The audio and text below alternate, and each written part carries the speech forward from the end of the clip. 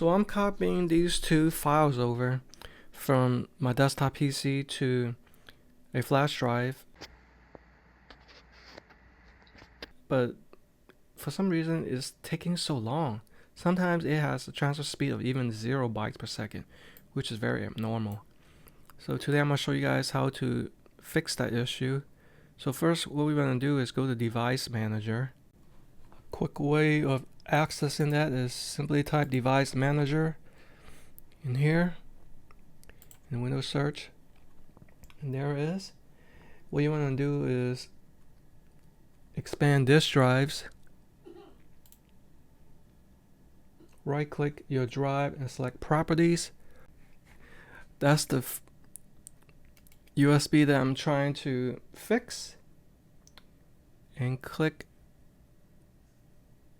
Properties. That took a while to come up. And I'm gonna go to the Policies tab and say Enable Write Caching on the device.